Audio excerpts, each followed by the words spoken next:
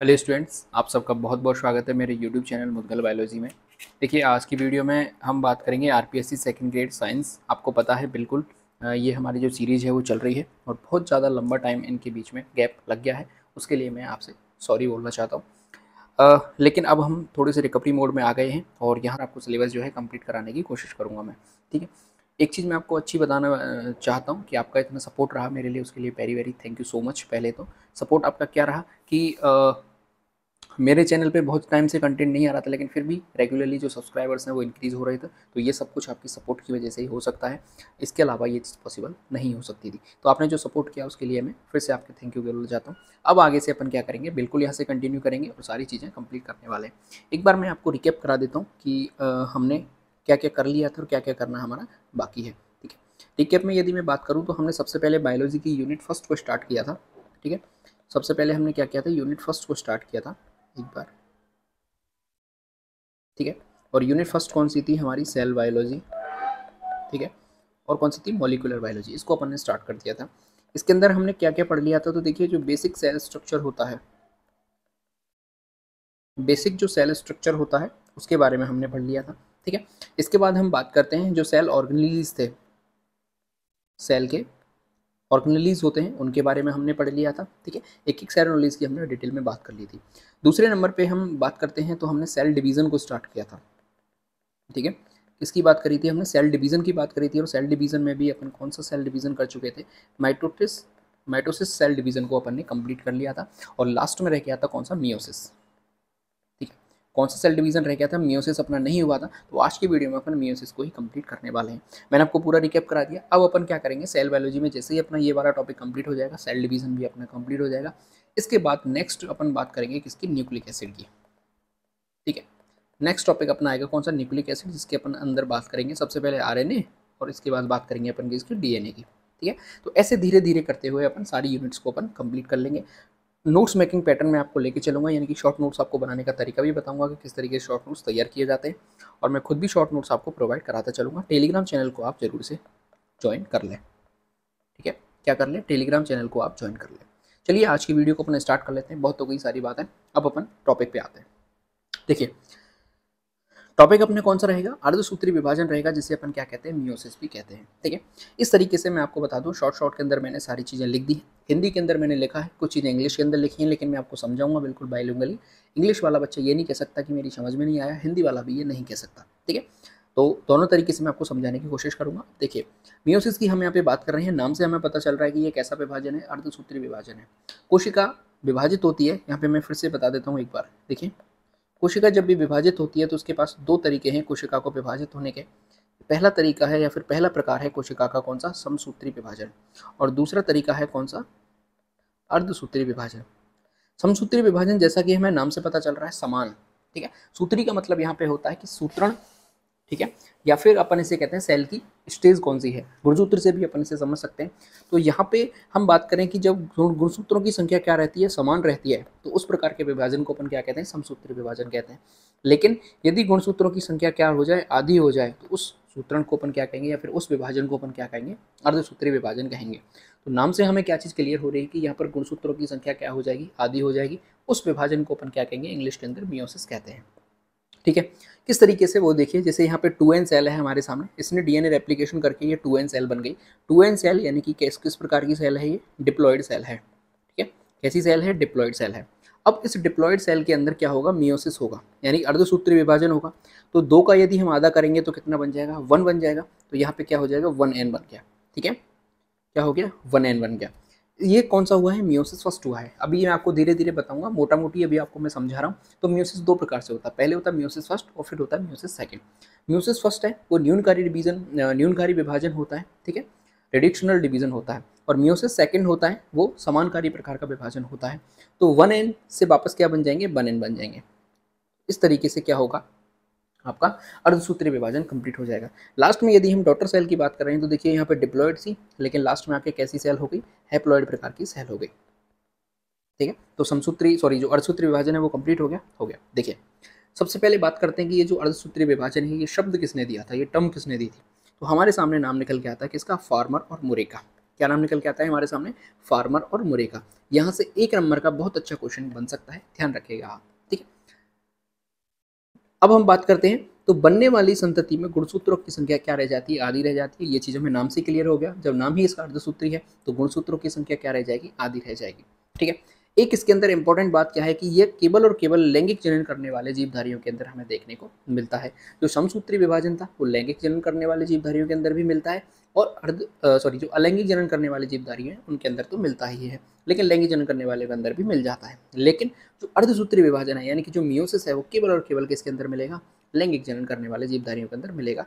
इसके एग्जाम्पल की बात करें तो बहुत अच्छा एग्जाम्पल है युग्मक जनन, जिसे इंग्लिश के अंदर कहते हैं क्या, गैमीटोजेनेसिस, ठीक है। यदि मैं गैमीटोजेनेसिस शब्द को तोड़ के आप सबके सामने बताना चाहूँ कि गैमीटोजेनेसिस शब्द किस चीज़ से निकल के आया है, तो देखिए गैमीटो का मतलब है क्या, गैमीट, ठीक है, और जेनेसिस का मतलब होता है फॉर्मेशन। गैमीटो को जेनेसिस का मतलब क्या होता है, फॉर्मेशन होना। तो गैमिट का फॉर्मेशन होना, युग्मक का बनना क्या कहलाता है, युग्मक जनन कहलाता है या फिर गैमीटोजेनेसिस कहलाता है। ये जो गैमीटोजेनेसिस प्रक्रिया है, युग्मक जनन जो प्रक्रिया है, जो प्रोसेस है, ये केवल और केवल मियोसिस से ही संपन्न हो सकती है। मियोसिस के अलावा यदि हम समसूत्री विभाजन करना चाहेंगे तो गैमीटोजेनेसिस की जो प्रोसेस है ये कंप्लीट नहीं हो सकती। क्यों नहीं हो सकती उसको मैं आपको बता देता हूँ यहाँ पे, क्योंकि देखिए हमारे अंदर जो गुणसूत्र होते हैं वो 46 क्रोमोसोम्स ह्यूमन के अंदर पाए जाते हैं। यदि हम समसूत्री विभाजन करा देंगे तो कितने कितने क्रोमोसोम्स बन जाएंगे, 46 क्रोमोसोम बन जाएंगे, जो कि पॉसिबल नहीं है। नेचर का जो सिस्टम है वो इस प्रकार से काम नहीं करता। युग्मक जनन के लिए कोशिका का हैप्लॉइड होना नेसेसरी है। हैप्लॉइड जब कोशिका हो जाएगी तो उसके अंदर क्रोमोसोम्स की नंबर कितने होने चाहिए, 23 नंबर्स उसके अंदर होने चाहिए। ये सारी चीज़ मैं आपको आगे चल के बताऊंगा, यहाँ पे मैं सिर्फ आपको थोड़ी थोड़ी बातें बताता हुआ चल रहा हूँ, ठीक है। अब अपन अर्धसूत्री विभाजन की कुछ विशेषताएं देख लेते हैं। अर्धसूत्री विभाजन की कौन कौन सी विशेषताएं हैं उनकी बात कर लेते हैं। तो देखिए अर्धसूत्री जो विभाजन है वो 2 चक्रों में संपन्न होता है, यानी कि 2 साइकिल के अंदर ही कंप्लीट होता है। जिसमें पहला आता है मियोसिस फर्स्ट और दूसरा आता है क्या, मियोसिस सेकंड। जो माइटोसिस हमने पढ़ा था उसका एक ही चक्र था, एक ही साइकिल उसकी चलती है, लेकिन मियोसिस क्या है, 2 साइकिल के अंदर कंप्लीट होता है। सीधी सी बात है, जहाँ पे 2 चीज़ें आएंगी तो कॉम्प्लेक्सिटी इंक्रीज हो जाएगी, यानी कि जो जटिलता है वो बढ़ जाएगी। तो यदि हम दोनों को कंपेयर करें तो समसूत्री विभाजन से अर्धसूत्री विभाजन क्या होता है, थोड़ा सा कॉम्प्लेक्स होता है, थोड़ा सा जटिल होता है, ठीक है। अगली लाइन हमारे सामने आती है क्या, देखिए कि डीएनए रेप्लिकेशन केवल एक चक्र में ही पूर्ण होता है। अब देखिए मियोसिस फर्स्ट भी हो रहा है, मियोसिस सेकंड भी हो रहा है, तो क्या 2 बार डीएनए का रेप्लिकेशन होगा, जी नहीं। डीएनए रेप्लिकेशन केवल एक बार होगा और वो एक ही चक्र में कंप्लीट हो जाएगा। यहाँ से आपका भी बहुत अच्छा क्वेश्चन बन सकता है, इंपॉर्टेंट, आप इसको लगा लीजिएगा, ठीक है। चलिए अपन आगे बढ़ते हैं। अब देखते हैं अपन मियोसिस फर्स्ट की कुछ विशेषताएं और फिर मियोसिस सेकंड की कुछ विशेषताएं देखेंगे, और आगे चल के अपन इसकी क्या देखेंगे, क्रियाविधि देखेंगे। तो सबसे पहले अपन बात कर लेते हैं किसकी, मियोसिस फर्स्ट की। तो मियोसिस फर्स्ट के अंदर क्रोमोसोम्स का विभाजन नहीं होता है, ये चीज़ आपको ध्यान रखनी है। क्रोमोसोम्स जिसे अपन क्या कहते हैं, गुणसूत्र कहते हैं। तो गुणसूत्र का विभाजन होता है क्या, तो मियोसिस फर्स्ट के अंदर गुणसूत्र का विभाजन नहीं होता। केवल समजात जो गुणसूत्र होते हैं उनका सेग्रीगेशन होता है। समजात गुणसूत्र को मैं यहाँ पे लिख देता हूँ। जो होमोलोगस क्रोमोसोम्स होते हैं, होमोलोगस क्रोमोसोम्स होते हैं, उनका सेग्रीगेशन होता है, क्या होता है, पृथक्करण होता है, लेकिन क्रोमोसोम्स का विभाजन नहीं होता, ये चीज़ ध्यान रखिएगा। दूसरी बात करते हैं कि इसमें समजात गुणसूत्रों के जो नॉन सिस्टर क्रोमेटिड्स होते हैं उनका पेयरिंग होता है और उनके मध्य पुनर्योजन यानी कि रिकॉम्बिनेशन होता है, ये चीज़ भी आपको ध्यान रखनी है। समजात गुणसूत्र जिसे अपन क्या कह रहे हैं, होमोलोगस क्रोमोसोम्स कहते हैं, उनके जो नॉन सिस्टर क्रोमेटिड्स होते हैं उनके मध्य क्या होता है, उनका पेयरिंग होता है और उनके मध्य रिकॉम्बिनेशन की प्रक्रिया करवाई जाती है। इसकी जरूरत क्यों पड़ती है, पुनर्योजन की जरूरत क्यों पड़ती है, और रिकॉम्बिनेशन का मतलब क्या होता है, तो देखिए कॉम्बिनेशन का मतलब आप जानते हो किसी चीज़ का समूह बनाना, और री का मतलब है दोबारा से। अब हमारे सामने हम बात करें क्रोमोसोम्स हैं हमारे सामने, और कैसे हैं, नॉन सिस्टर क्रोमेटिड्स हैं, ठीक है। अब नॉन सिस्टर क्रोमेटिड्स को हमें दोबारा से कॉम्बिनेशन बनाना है, दोबारा से हमें जीन का एक्सचेंज कराना है, तो किस प्रक्रिया के द्वारा कराएंगे अपन, रिकॉम्बिनेशन प्रोसेस के द्वारा यहाँ पे ये चीज़ कराई जा सकती है, ठीक है। तो इसलिए वहाँ पे पेयरिंग कराई जाएगी और पेयरिंग कराने के बाद क्या किया जाएगा, रिकॉम्बिनेशन की प्रक्रिया फॉलो करवाई जाएगी, ठीक है। चलिए आगे बात करते हैं अपन किसकी, मियोसिस सेकंड की। मियोसिस सेकंड कुछ नहीं है, बहुत सिंपल है। क्यों, क्योंकि ये कैसा होता है, बिल्कुल माइटोसिस की तरह होता है। बिल्कुल कैसे होता है, समसूत्री विभाजन की तरह होता है। समसूत्री विभाजन में क्या होता है, कुछ भी नहीं होता, ठीक है। समसूत्री विभाजन में हमें एक चीज़ पता है बस, क्या, पीमैट, प्रोफेज, मेटाफेज, एनाफेज, टीलोफेज, कुछ नहीं होता, सारी चीज़ें हमें पता है। मोटा मोटी सेल की जो सेल है वो डिसअपियर हो जाता है। मेटाफेज के अंदर जो क्रोमोसोम्स हैं वो मेटाप्लेट पे आके जमा हो जाते हैं। एनाफेज के अंदर क्या होता है कि उनसे स्पिंडल फाइबर आके वहाँ से क्रोमोसोम्स को अलग अलग सेपरेट कर देते हैं। टीलोफेज के अंदर वापस से दोनों के अंदर सेल के जो एनवलप है, सेलुलर एनवलप, वो बनने स्टार्ट हो जाती है और 1 से 2 कोशिकाएं बन जाती हैं। बहुत सिंपल प्रकार का विभाजन होता है, समसूत्र विभाजन। बिल्कुल ऐसे ही क्या होता है, मियोसिस सेकंड होता है। ठीक है, तो मियोसिस सेकंड कैसा है, बिल्कुल जस्ट लाइक माइटोसिस। लेकिन जो कॉम्प्लेक्सिटी हमें देखने को मिलेगी, जटिलता हमें देखने को मिलेगी, वो कहाँ देखने को मिलेगी, मियोसिस फर्स्ट के अंदर। ठीक है, अब बात करते हैं इसमें होगा क्या मियोसिस सेकंड में। देखिए, क्रोमोसोम्स की संख्या में कोई परिवर्तन नहीं होगा, ये हमें पता चल गया। क्यों? क्योंकि मियोसिस फर्स्ट के अंदर क्या हो रहा था, क्रोमोसोम्स के अंदर विभाजन भी नहीं हो रहा था, तो यहाँ पे क्रोमोसोम की संख्या में कोई भी परिवर्तन नहीं होगा। क्यों? क्योंकि ये कैसा है, माइटोसिस प्रकार का डिवीजन है, बिल्कुल माइटोसिस की तरह होगा, इक्वेशनल डिवीजनली होगा। सेंट्रोमियर का विभाजन होता है, ये चीज़ आप ध्यान रखिएगा कि क्रोमोसोम्स का विभाजन नहीं होता, लेकिन सेंट्रोमियर का विभाजन होता है। अगली लाइन इंपॉर्टेंट आ रही है, बहुत ज़्यादा इंपॉर्टेंट है। ठीक है, केंद्रक का विभाजन कितनी बार होता है, 2 बार होता है, ध्यान रखिएगा। और क्रोमोसोम्स का विभाजन कितनी बार होता है, 1 बार होता है। और कहाँ पे होता है, मियोसिस सेकंड की एनाफेज स्टेज में। ठीक है, एक एक लाइन यहाँ पे आपको इंपॉर्टेंट मिलेगी। आप यदि शॉर्ट नोट्स बना रहे हैं तो वहाँ जाके इन लाइन को आप लिख लीजिएगा। कहीं भी आपने यदि ये चीज़ छूट गई है, मिस कर दी है, तो आपको यहाँ पे बिल्कुल निचोड़ में दे रहा हूँ। ठीक है, तो मियोसिस सेकंड के अंदर क्या चीज़ हमें ध्यान रखनी है कि केंद्रक का विभाजन कितनी बार होता है, 2 बार होता है।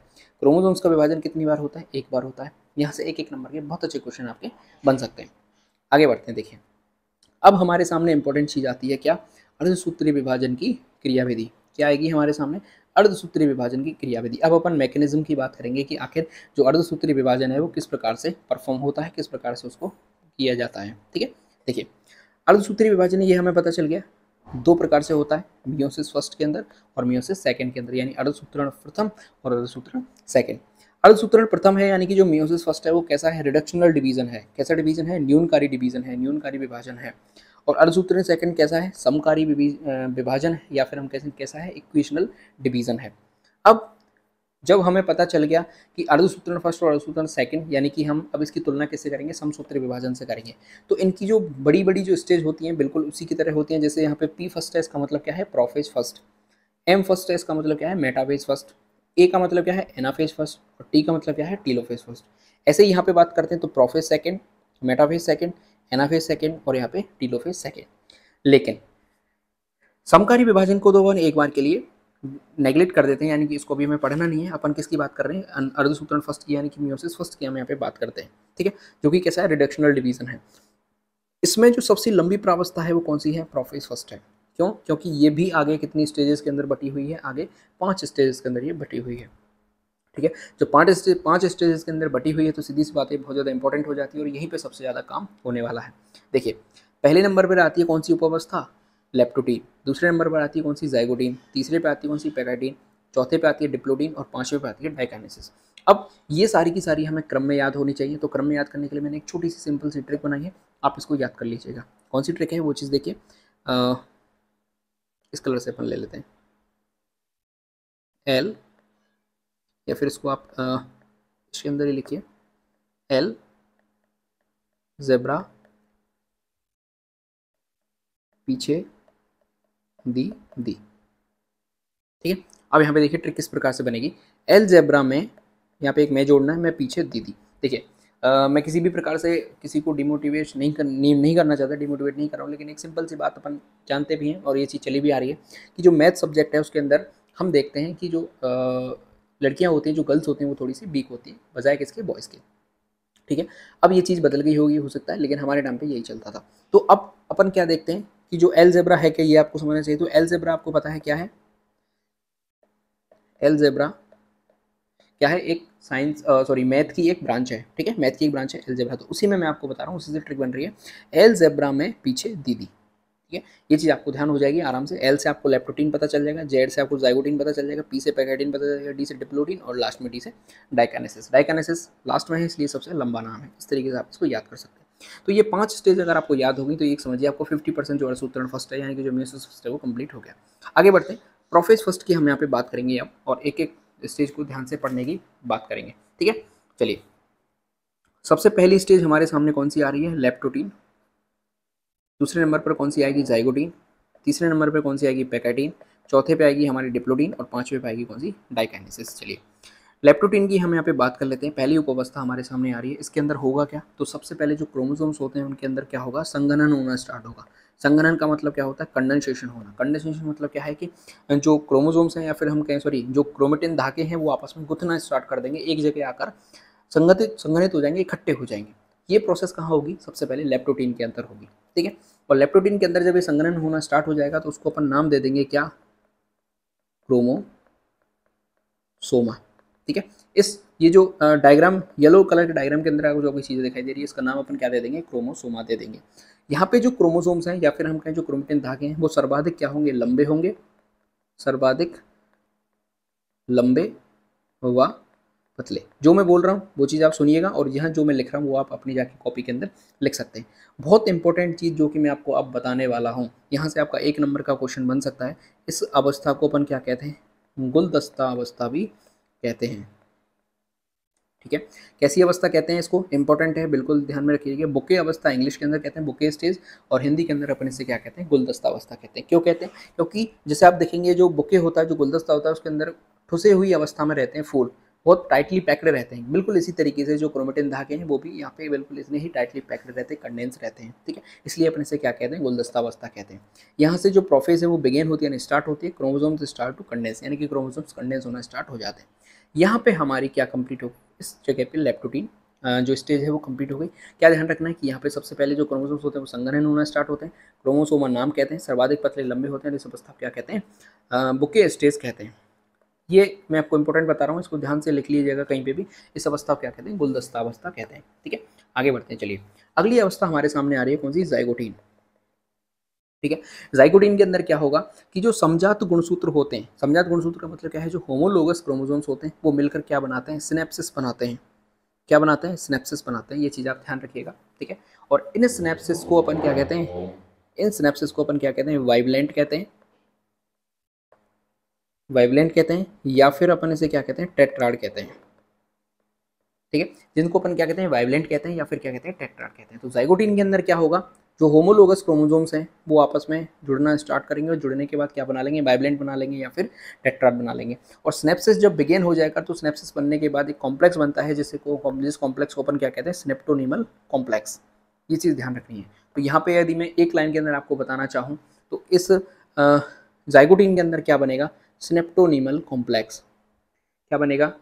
इंग्लिश के अंदर मैं यहाँ पे लिख देता हूँ स्नेप्टोनीमल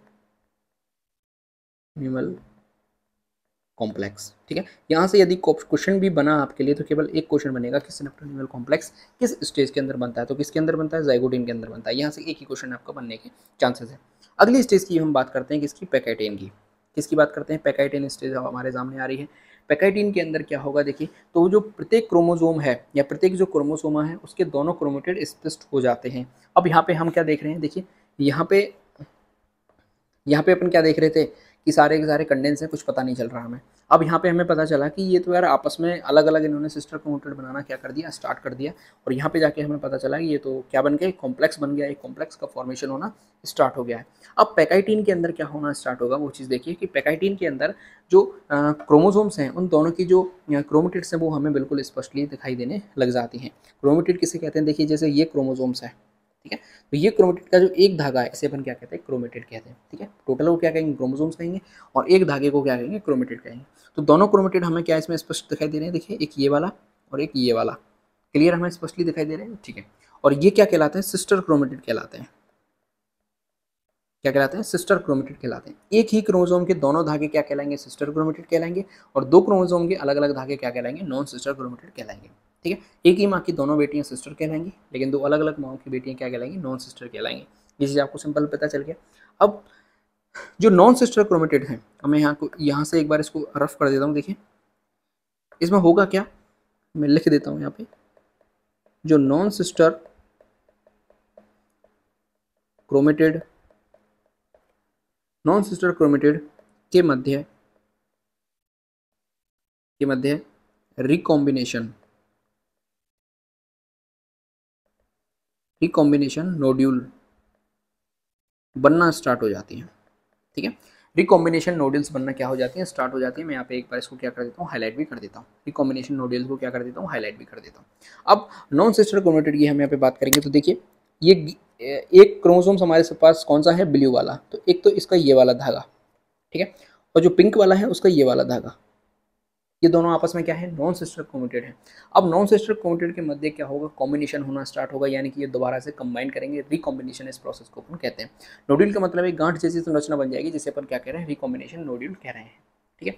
और इस प्रोसेस के अंदर क्या होगा, क्रॉसिंग ओवर होगा। क्रॉसिंग ओवर का मतलब क्या होता है कि यहाँ पे जो जीन है वो आपस में क्या होंगे, एक्सचेंज होना स्टार्ट होंगे। इस प्रोसेस को अपन क्या कहते हैं, क्रॉसिंग ओवर कहते हैं। डीएनए है वो क्या हो जाएगा, एक्सचेंज हो जाएगा, यानी कि ब्लू वाले का कहाँ चला जाएगा, पिंक वाले के पास, और पिंक वाले का कहाँ चला जाएगा, ब्लू वाले के पास। इसको क्या कहते हैं, DNA exchange by non sister chromatid. तो यहाँ से आपके दो क्वेश्चन बनेंगे। पहला क्वेश्चन तो आपको ये मिल जाएगा कि रिकॉम्बिनेशन नोड्यूल्स किस स्टेज के अंदर बनते हैं। दूसरा ये बन जाएगा आपके लिए कि क्रॉसिंग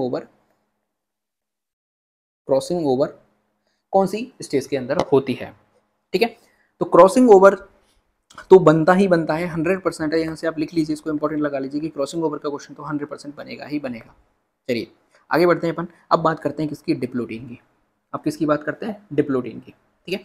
एक चीज़ और मैं यहाँ पे आपको बता देता हूँ थोड़ा सा, कि ये जो रिकॉम्बिनेशन नोड्यूल्स बनते हैं या फिर जो क्रॉसिंग ओवर होता है, तो क्रॉसिंग ओवर को कराने के लिए एक एंजाइम पाया जाता है, ठीक है। ये एंजाइम इसको प्रेरित करता है, क्या करता है, इसको प्रेरित करता है। इस एंजाइम का नाम क्या है, रिकॉम्बिनेज एंजाइम। इस एंजाइम का नाम क्या है, रिकॉम्बिनेज एंजाइम, जो कि क्रॉसिंग ओवर को क्या करता है, प्रेरित करता है। ये चीज़ यहाँ से आपको पता चल गया पैकेटिन के अंदर। अब अपन बात कर लेते हैं किसकी, डिप्लोडीन स्टेज की। डिप्लोडीन के अंदर क्या होगा, जो बनाया था सिनेप्सिस हमने, जो क्या बनाया था हमने, सिनेप्सिस बनाया था, उस सिनेप्सिस का क्या हो जाता है, खत्म हो जाता है, यानी कि जो सिनेप्सिस है वो खत्म हो जाएगा। सिनेप्सिस खत्म हो जाएगा तो जो समजात गुणसूत्र हैं, जो होमोलोगस क्रोमोसोम है, वो एक दूसरे को क्या करना स्टार्ट कर देंगे, रेप्लिकेट करना स्टार्ट कर देंगे, सॉरी रिफ्लेक्ट करना, प्रतिकर्षित करना स्टार्ट कर देंगे, ठीक है। एक दूसरे से दूर दूर जाना स्टार्ट कर देंगे। और जब दूर दूर जाएंगे तो कैसी आकृति बन जाएगी, बिल्कुल एक्स के शेप में आकृति बन जाएगी, बिल्कुल इस तरीके की आकृति बन जाएगी। इस एक्स के शेप की जो आकृति बन रही है, इसको अपन क्या कहते हैं, काइजमेटा कहते हैं। क्या कहते हैं, काइजमेटा कहते हैं, ठीक है। तो काइजमेटा हमें किसके अंदर दिखाई देगा, यहाँ से भी एक इंपॉर्टेंट क्वेश्चन बन सकता है। सिर्फ एक चीज़ आपको याद रखनी है, इसके अंदर काइजमेटा का फॉर्मेशन होता है। तो काइजमेटा का फॉर्मेशन कहाँ होता है, डिप्लोडीन स्टेज के अंदर होता है। तो स्नेप्सिस का क्या हो जाएगा, एंड हो जाएगा। काइज्मा विजिबल हो जाएगा किसके द्वारा, बायोलेंट के अंदर हमें काइज्मा दिखना स्टार्ट हो जाएगा। लास्ट बचती है प्रोफेज फर्स्ट की, कौन सी, डाइकाइनेसिस, ठीक है। डाइकाइनेसिस का क्या होता है, जो काइजमेटा बना था उसका टर्मिनलाइजेशन होना स्टार्ट होगा। क्या होगा, टर्मिनलाइजेशन होना स्टार्ट होगा। इसका मतलब क्या है कि जो काइजमेटा है वो खुलना स्टार्ट करेंगे, जिप की तरह खुल जाते हैं, और इसमें क्या हो जाता है, बिल्कुल इसका काइजमेटा भी क्या हो जाएगा, एंड हो जाएगा। काइजमेटा का क्या हो जाएगा, एंड हो जाएगा, काइजमेटा बिल्कुल खत्म हो जाएगा। और जो सेंट्रियोल है वो पोल एंड की तरफ चले जाएंगे, ठीक है। जो अपोजिट पोल है उनकी तरफ जाना स्टार्ट कर देंगे। इसके अलावा हम बात करते हैं जो केंद्रिका है वो क्या हो जाएगी, लुप्त हो जाएगी। और जो न्यूक्लियर मेम्ब्रेन है वो विघटित हो जाएगी, ठीक है। न्यूक्लियर मेम्ब्रेन क्या हो जाएगी, विघटित हो जाएगी। तो ये सारी चीज़ें कहाँ हो रही हैं, डाइकाइनेसिस के अंदर हो रही हैं, कि जो टर्मिनलाइजेशन है वो हो जाएगा, जो काइजमेटा बना था उसका क्या हो जाएगा, समाप्ति हो जाएगी, उसका एंड हो जाएगा। सेंट्रियोल है वो अपोजिट पोल की तरफ चले जाएंगे, जो केंद्र का है वो लुप्त हो जाएगी, और न्यूक्लियर मेम्ब्रेन है वो क्या हो जाएगी, विघटित हो जाएगी। तो प्रोफेज है यहाँ पे खत्म हो जाती है, न्यूक्लियर मेम्ब्रेन क्या हो जाना स्टार्ट होगा, डिसइंटीग्रेट होना स्टार्ट हो जाएगी। इस 5 स्टेज के अंदर आपकी जो प्रोफेज फर्स्ट है वो कंप्लीट हो जाती है। तो यहाँ से यदि मैं आपकी बात करूँ तो 50% जो आपका मियोसिस चल रहा है वो कंप्लीट हो चुका है, ठीक। 50% मियोसिस कंप्लीट हो चुका है। अब मैं आपको एक चीज़ बता देना चाहता हूँ फिर से, देखिए कि आपको ध्यान क्या रखना है। तो लेप्टोटीन स्टेज के अंदर आपको ये 3 पॉइंट ध्यान रखने हैं, कंडेंसेशन, क्रोमोसोमा किसे कहते हैं, सर्वाधिक लंबे पतले और गुलदस्ता अवस्था, ठीक है। चलिए जाइगोटीन के अंदर क्या रखना है, स्नेप्टोनीमल कॉम्प्लेक्स बनता है, केवल एक चीज़ ध्यान रखनी है, बाइवलेंट बनता है, टेट्राड बनता है, ये भी ध्यान रखना है। पैकेटिन के अंदर थोड़ी सी ज़्यादा चीज़ें आपको ध्यान रखनी है, जैसे कि रिकॉम्बिनेशन नोड्यूल्स बनती हैं, क्रॉसिंग ओवर होता है, ये तो 100% है, आएगा ही आएगा। और क्रॉसिंग ओवर को एक एंजाइम प्रेरित करता है, वो कौन सा, रिकॉम्बिनेज एंजाइम। डिप्लोडीन के अंदर आपको क्या याद रखना है, काइजमेटा का फॉर्मेशन होता है। और डाइकाइनेसिस के अंदर आपको क्या याद रखना है कि केंद्र का लुप्त हो जाती है और न्यूक्लियर मेम्ब्रेन विघटित हो जाती है, टर्मिनलाइजेशन हो जाता है, और कुछ जो काइजमेटा बना था उसका एंड हो जाता है, उसकी समाप्ति हो जाती है, ठीक है। चलिए आगे अपन बढ़ते हैं किसकी तरफ, मेटाफेज फर्स्ट की तरफ। अब यहाँ से जो प्रोसेस है वो आपकी होना स्टार्ट हो जाएगी। मेटाफेज फर्स्ट के अंदर होगा क्या, वो चीज़ देखिए। सबसे पहले तो जो मेटाफेज फर्स्ट के अंदर, अब ये जो बाइवलेंट आपको दिखाई दे रहे हैं, जो क्रोमोसोम्स हमारे सामने निकल के आए थे, अब ये क्रोमोसोम्स कहाँ होना स्टार्ट होंगे, मध्य प्लेट पर आकर आना जमना स्टार्ट हो जाएंगे, मध्य रेखा पर व्यवस्थित। जो वाइवलेंट बने हैं या जो टेट्राड बने हैं वो क्रोमोसोम्स कहाँ आना स्टार्ट हो जाएंगे, मध्य रेखा पर आकर व्यवस्थित हो जाएंगे। इस मध्य रेखा को क्या कहा जाता है, मेटाफेज, मेटाफेज प्लेट इसे कहा जाता है। ठीक है, आगे बात करते हैं अगला क्या होगा इसके अंदर। तो जो सेंट्रियोल है, जो सेंट्रियोल है, इस सेंट्रियोल के विपरीत ध्रुवों से, सेंट्रियोल के विपरीत ध्रुवों से माइक्रोट्यूब्यूल्स, माइक्रोट्यूब्यूल्स निकलती हैं, निकलती हैं और काइनेटोकोर से क्या हो जाती हैं, जुड़ जाती हैं, काइनेटोकोर से जुड़ जाती हैं। देखिए होगा क्या कि सबसे पहले तो ये मध्य प्लेट पर आकर क्या हो जाएंगे, व्यवस्थित हो जाएंगे। व्यवस्थित होने के बाद ये जो सेंट्रियोल हैं, ये दोनों क्या हैं, सेंट्रियोल हैं। इन सेंट्रियोल से स्पिंडल फाइबर निकलेंगे और स्पिंडल फाइबर निकलने के बाद यहाँ से जो माइक्रोट्यूब्यूल्स निकल रही हैं, ये माइक्रोट्यूब्यूल्स कहाँ जुड़ जाएंगे, ये जो आपको दिखाई दे रहा है क्या, काइनेटोकोर, इस काइनेटोकोर पे आके ये जुड़ना स्टार्ट हो जाएंगे। ये सारा प्रोसेस कहाँ हो जाएगी, मेटाफेज के अंदर हो जाएगी। अब ये जो आपको येलो कलर के स्पिंडल फाइबर दिखाई दे रहे हैं, ये जो येलो कलर के स्पिंडल फाइबर दिखाई दे रहे हैं, स्पिंडल फाइबर, ठीक है, ये स्पिंडल फाइबर आपको दो प्रकार के होते हैं। ठीक है, कैसे होते हैं, दो प्रकार के स्पिंडल फाइबर हमें देखने को मिलते हैं, दोनों मैं आपको यहाँ पे बता देता हूँ। एक स्पिंडल फाइबर होते हैं कौन से, क्रोमोसोमल या काइनेटोकोर स्पिंडल, स्पिंडल फाइबर, ठीक है, और दूसरे होते हैं, ये पहला हो गया, और दूसरे होते हैं कौन से, सपोर्टिंग, सपोर्टिंग या non kinetochore, non kinetochore spindle fibre. ठीक है, पहले होंगे कौन से, क्रोमोसोमल या काइनेटोकोर स्पिंडल फाइबर, और दूसरे कौन से होंगे, नॉन काइनेटोकोर या फिर सपोर्टिंग स्पिंडल फाइबर। अंतर क्या है दोनों में कि ये जो क्रोमोसोमल या फिर काइनेटोकोर स्पिंडल फाइबर हैं, ये ध्रुव से निकलते हैं, ध्रुव से निकलकर जो सेंट्रोमियर होता है, सेंट्रोमियर तक, यानी कि ध्रुव से निकलते हैं और कहाँ जाके अटैच हो जाते हैं, सेंट्रोमियर पर अटैच हो जाते हैं, जैसे ये रहा। ठीक है, यहाँ से निकलेगा और यहाँ जाके अटैच हो जाएगा। दूसरे होते हैं सपोर्टिंग या फिर नॉन काइनेटोकोर, ये ध्रुव से निकलते हैं और दूसरे ध्रुव पर जाकर ही क्या हो जाते हैं, अटैच हो जाते हैं, यानी कि ध्रुव से लेकर ध्रुव तक, जैसे यहाँ से निकले और यहाँ आके दोबारा अटैच हो गए। ये क्या करते हैं, ये सपोर्ट देने का काम करते हैं। ठीक है, ये क्या करते हैं, सपोर्ट देने का काम करते हैं। इनका जो डिवीजन होता है उसमें किसी भी प्रकार का कोई रोल नहीं है। तो यहाँ से आपको मेटाफेज फर्स्ट से आपको क्या चीज़ ध्यान रखनी है कि स्पिंडल फाइबर कितने प्रकार के होते हैं। ठीक है, चलिए आगे बात करते हैं किसकी, अपन एनाफेज फर्स्ट की। एनाफेज फर्स्ट का क्या होगा कि जो होमोलोगस क्रोमोसोम्स हैं, जो होमोलोगस क्रोमोसोम्स हैं, इन होमोलोगस क्रोमोसोम्स पोल्स की ओर जाना स्टार्ट कर देते हैं, पोल्स की ओर गति। ठीक है, यानी कि यहाँ पे जो होमोलोगस क्रोमोसोम्स आपको दिखाई दे रहे हैं, ये स्पिंडल फाइबर किसके, काइनेटोकोर से आगे अटैच हो गया और ये इसको पीछे की तरफ खींचेगा, ये इसको क्या करेंगे, पीछे की तरफ खींचेंगे, पीछे की तरफ गति करना स्टार्ट कर देंगे, पोल की तरफ गति करना स्टार्ट कर देंगे। ये जो प्रोसेस हो रही है, इस प्रोसेस को एक अलग नाम से जाना जाता है। इस प्रोसेस को अपन क्या कहते हैं, सेग्रीगेशन। इस प्रोसेस को क्या कहते हैं, सेग्रीगेशन कहते हैं या फिर डिसजंक्शन कहते हैं। जिस जंक्शन पे ये जुड़े हुए थे उस जंक्शन को यहाँ से हटा दिया गया, तो इसको क्या कह रहे हैं, डिसजंक्शन कह रहे हैं। ठीक है, या फिर क्या कहते हैं, सेग्रीगेशन कहते हैं। यहाँ पे जो इंपॉर्टेंट चीज़ आपको ध्यान रखनी है वो मैं आपको यहाँ पे बता देता हूँ स्टार लगा के, कि सेंट्रोमियर, सेंट्रोमियर का विभाजन नहीं हो रहा है। सेंट्रोमियर का विभाजन यहाँ पे हो रहा है क्या, देखो पूरे काइनेटोकोर से, पूरे जो सेंट्रोमियर है उससे इसने पकड़ के पीछे उठा लिया। क्या एक जो टेट्राड था उसको दो बने, क्या नहीं बने, पूरे के पूरे क्रोमोसोम को इसने क्या कर लिया, अलग कर लिया, सेपरेट कर लिया। ठीक है, चलिए तो ये चीज़ आपको ध्यान रखनी है, सेंट्रोमियर का विभाजन नहीं होता। यहाँ से सत्य सत्य में भी आपसे क्वेश्चन पूछा जा सकता है।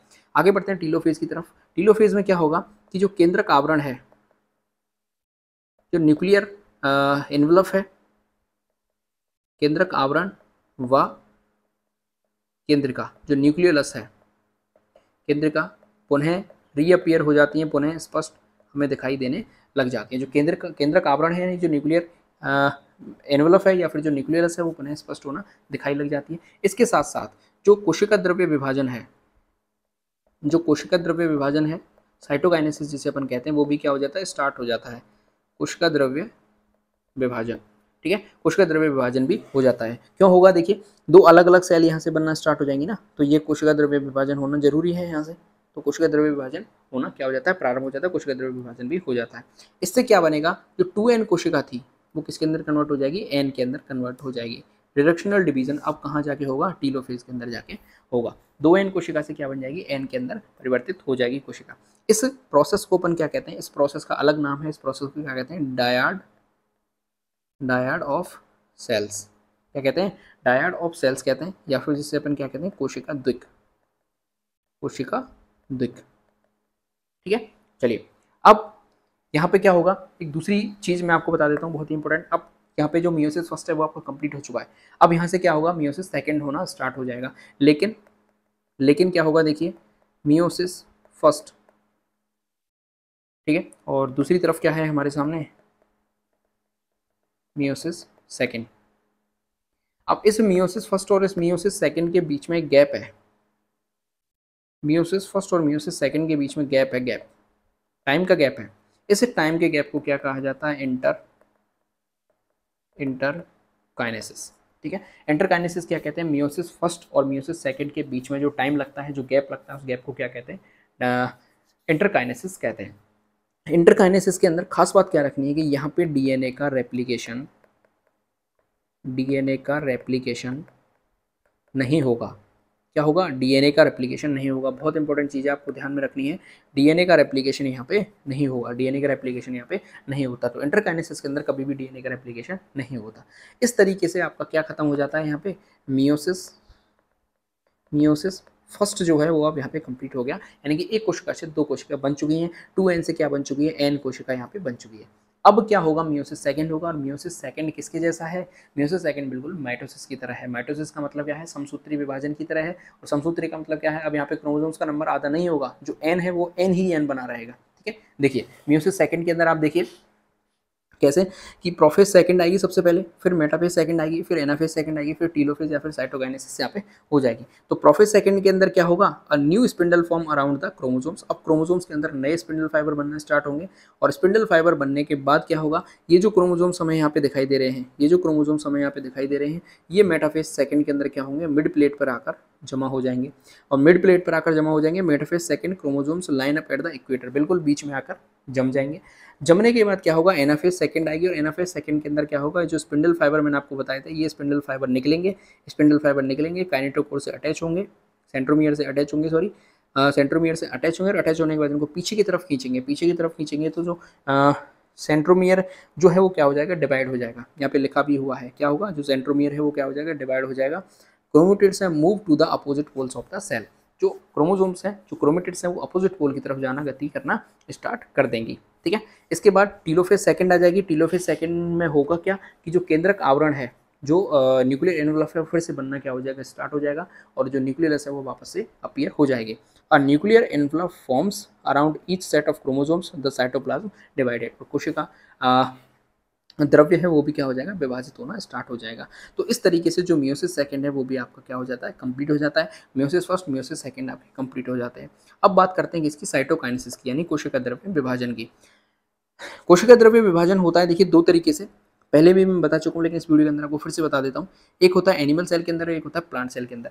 दोनों के अंदर अलग अलग प्रकार से कोशिका द्रव्य विभाजन जो है कंप्लीट होता है। ठीक है, अलग अलग प्रकार से कोशिका द्रव्य विभाजन होता है, साइटोकाइनेसिस जिसे अपन इंग्लिश के अंदर कहते हैं। पहला जो फॉर्म है हमारे सामने वो आता है कॉन्स्ट्रिक्शन, या फिर अपन इसे क्या कहते हैं, फोरो फॉर्मेशन कहते हैं। क्या कहते हैं,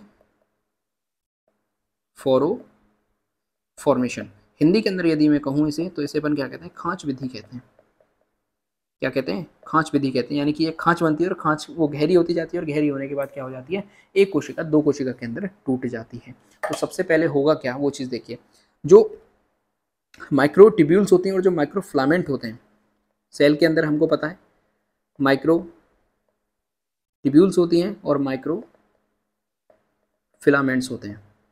ठीक है, माइक्रोट्यूब्यूल्स और माइक्रोफ्लामेंट्स हैं वो बिल्कुल बीच में जाके जमा होना स्टार्ट हो जाएंगे। क्या हो जाएंगे, बीच में जाके जमा होना स्टार्ट हो जाएंगे, मध्य रेखा पर व्यवस्थित हो जाएंगे। और जो परिधि की तरफ है, यहाँ की बात करते हैं अपन, परिधि की तरफ एक क्या बनेगी, एक संकुचनशील रिंग बनती है। क्या बनती है, ये लिखा हुआ कॉन्ट्रेक्टाइल रिंग। ये यहाँ बीच में ना बन के कहाँ बनेगी, परिधि की तरफ बनेगी कॉन्ट्रेक्टाइल रिंग, जिसे संकुचनशील वलय कहते हैं, संकुचनशील वलय।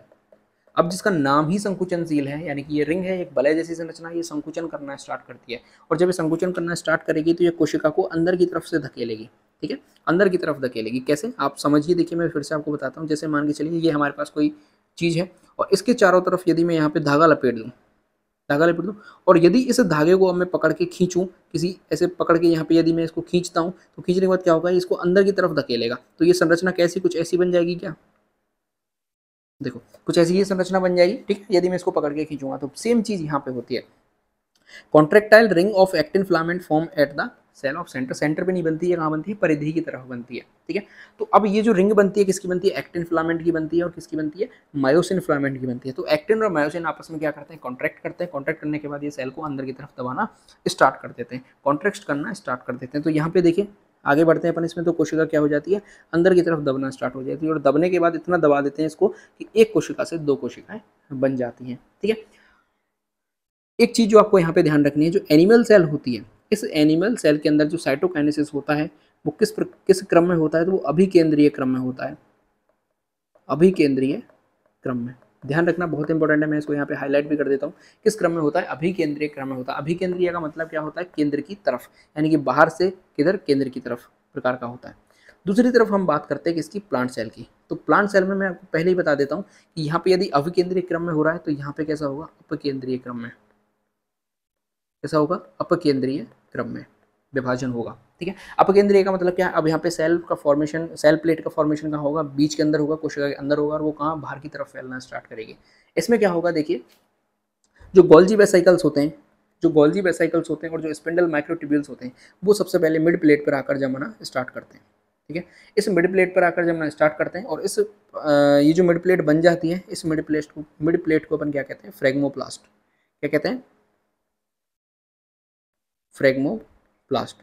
इस मिड प्लेट को क्या कहते हैं, फ्रेगमोप्लास्ट कहते हैं। ठीक है, जो गोल्जी वेसिकल्स होते हैं इनसे कैल्शियम और मैग्नीशियम के पैक्टेट निकलते हैं, जिससे सेल प्लेट किसके अंदर कन्वर्ट हो जाती है, सेल प्लेट किसके अंदर कन्वर्ट हो जाती है, मिडिल लेमेला के अंदर कन्वर्ट हो जाती है। ठीक है, गोल्जी वेसिकल्स से क्या निकलते हैं, कैल्शियम व मैग्नीशियम के पैक्टेट, मैग्नीशियम के पैक्टेट निकलते हैं, जिससे जो सेल प्लेट होती है, सेल प्लेट किसके अंदर कन्वर्ट हो जाती है, मिडिल लेमेला के अंदर, मिडिल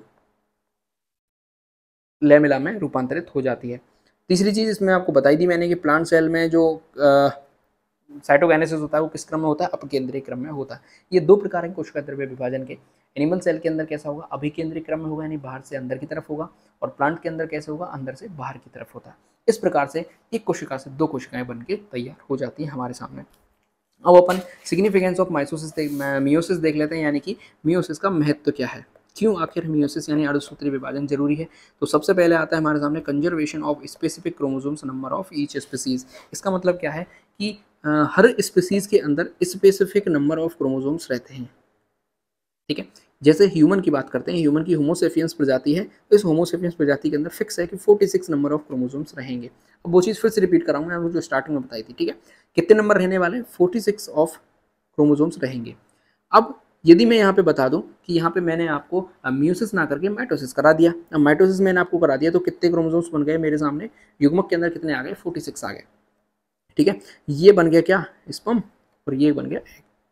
अब वापस दोनों का फर्टिलाइजेशन होगा, और वापस फर्टिलाइजेशन होने के बाद ये 66 + 66 हो जाएंगे। ठीक है, तो जो कि क्या है, बिल्कुल गलत है। हमें कितना रखना है, हमें ईच स्पीसीज के अंदर स्पेसिफिक क्रोमोसोम्स रखने हैं, यानी कि हमें कितने रखने हैं, 46 रखने हैं। और जब हमें 46 यहाँ पे रखने हैं तो हमें क्या करना पड़ेगा, इसका रिडक्शनल डिवीजन कराना पड़ेगा, और रिडक्शनल डिवीजन कराने के बाद क्या करेंगे, 23 क्रोमोसोम्स दोनों के अंदर बनाएंगे, और जब 23 बनाएंगे तो यहाँ पे क्या बन जाएगा, 46 बन जाएगा, और एक न्यू बेबी का क्या होगा, जन्म होगा, जिसके अंदर क्रोमोसोम कितने होंगे, 46 होंगे, और वो क्या होगा, होमोसेपियंस होगा। तो जितने उसके पेरेंट के अंदर थे क्रोमोसोम्स, उतने ही क्या रहेंगे, संतान के अंदर रहेंगे, ऑफस्प्रिंग के अंदर भी रहने वाले हैं। तो ये चीज़ किसकी वजह से पॉसिबल हो पाई है, ये केवल और केवल मियोसिस की वजह से ये चीज़ पॉसिबल हो सकती है। माइटोसिस इसमें काम नहीं करेगा। दूसरी चीज़, इंक्रीज द जेनेटिक वेरिएबिलिटी, यानी कि जो आनुवांशिक विभिन्नताएं हैं वो कब इंक्रीज होंगी, जब मियोसिस कराया जाएगा। क्यों, क्योंकि मियोसिस के अंदर आपको पता है मेल अलग होता है, मेल के जो क्रोमोसोम्स हैं वो अलग होते हैं, और फीमेल के क्रोमोसोम्स के अंदर अलग होते हैं। तो जीन्स का क्या होता है, रिकॉम्बिनेशन होता है। जीन्स का जब रिकॉम्बिनेशन होता है तो कुछ जीन्स मेल से आते हैं, कुछ जीन फीमेल से आते हैं, और दोनों का रिकॉम्बिनेशन होने के बाद एक न्यू बेबी यानी नई संतान की उत्पत्ति होती है, जिसमें कुछ कैरेक्टर्स किसके होते हैं, मदर के होते हैं, कुछ कैरेक्टर किसके होते हैं, फादर के होते हैं। तो ये क्या आनुवंशिक विभिन्नता को इंक्रीज कर रहा है? तो बिल्कुल आनुवंशिक विभिन्नता आएंगी। यदि ऐसा ना हो, रिकॉम्बिनेशन की प्रोसेस ना हो, क्रॉसिंग ओवर की प्रोसेस ना हो, तो कभी भी जेनेटिक वेरिएबिलिटी हमें देखने को नहीं मिलेगी। क्यों? क्योंकि जैसे माता के थे ऐसा कि ऐसी यदि लड़की हुई तो ऐसी ऐसी लड़की पैदा हो जाएगी, तो माता जैसी ही बिल्कुल बेटी पैदा हो रही है, बाप जैसे बिल्कुल बेटा पैदा हो रहा है, तो कभी भी जेनेटिक वेरिएबिलिटी हमें देखने को नहीं मिलेगी। इसको देखने के लिए हमें क्या करना पड़ेगा? मियोसिस कराना पड़ता है, और इसी वजह से मियोसिस यहाँ पे होता है। ठीक है, तो अब हमने क्या पढ़ लिया? देखिए, माइटोसिस पढ़ लिया पहले वीडियो के अंदर, मियोसिस पढ़ लिया हमने किसके अंदर? इस वीडियो। तो माइटोसिस मियोसिस आपको कंप्लीट हो गए। अब एक चीज़ और आती है हमारे सामने, एमाइटोसिस। ठीक है, इसकी और छोटी सी बात कर लेते हैं बस, इसके बाद आपका वीडियो जो है कंप्लीट हो जाएगा। यह विभाजन की सबसे आदिम विधि है, यानी कि सबसे प्राचीन प्रकार की ये विधि है एमाइटोसिस। ये विभाजन की सबसे तीव्र विधि है, जो कि लगभग 20 से 30 मिनट में पूर्ण हो जाती है। माइटोसिस और मियोसिस में थोड़ा सा टाइम लगता है, लेकिन 20 से 30 मिनट के अंदर एमाइटोसिस कंप्लीट हो जाता है। इस विधि में केंद्रक कला लुप्त नहीं होती तथा इंटरन्यूक्लियर फाइबर का निर्माण होता है। जैसे उदाहरण की बात करें तो यीस्ट में मुकुलन के समय 90 मिनट, अपवाद स्वरूप है 90 मिनट, लेकिन 20 से 30 मिनट का टाइम लगता है। जैसे ये यीस्ट है, इसमें से एक मुकुल निकलेगा, मुकुल के बाद कोशिका जो न्यूक्लियस है उनका डिवीजन होगा, डिवीजन होने के बाद ये दोनों आपस में एक सेल से दो सेल बन जाएंगे। इसके अलावा अमीबा में द्विविभाजन के समय, जीवाणुओं में जनन के समय, माइटोकॉन्ड्रिया व क्लोरोप्लास्ट के निर्माण के समय ये असूत्रण प्रक्रिया फॉलो की जाती है, यानी एमाइटोसिस को फॉलो किया जाता है। तो माइटोसिस हो गया, मियोसिस हो गया, एमाइटोसिस हो गया। इस प्रकार से जो हमारा सेल डिवीजन है, इसी वीडियो के साथ हमारा जो सेल डिवीजन है वो भी मैंने आपको क्या करा दिया? कंप्लीट करा दिया। ठीक है, अगर आपको वीडियो अच्छी लगी है, मेरी आपको मेहनत पसंद आ रही है, तो वीडियो को लाइक जरूर करें। कोई भी आपका ऐसा दोस्त है जो कि सेकंड ईयर की प्रिपरेशन कर रहा है, बिल्कुल इसी तरीके से मैं आपको टॉपिक बाय टॉपिक क्लियर कराता हुआ चलूंगा। शॉर्ट नोट्स भी मैं आपको टेलीग्राम चैनल पे प्रोवाइड कराता हुआ चलूंगा। ठीक है, जहाँ से आपको वापस उनका PDF को प्रिंट निकलवा लें, या फिर आप उनको नोट डाउन कर लें, तो आपको वापस से पूरा टॉपिक ना पढ़ना पड़े, केवल और केवल जो इंपॉर्टेंट चीज़ें हैं उस टॉपिक के अंदर वही आपको पढ़नी पड़े। ये सारी चीज़ें मैं आपको टेलीग्राम पे प्रोवाइड करा दूंगा। सेल डिवीजन हमारा कंप्लीट हो चुका है। इसके बाद अपन किसकी बात करेंगे? न्यूक्लिक एसिड की बात करेंगे, जिसमें DNA आएगा, जिसमें RNA आएगा। ठीक है, वीडियो अच्छी लगी है लाइक जरूर कर दें, चैनल को सब्सक्राइब जरूर कर दें। देश से प्यार करें, माता पिता से प्यार करें। जय हिंद।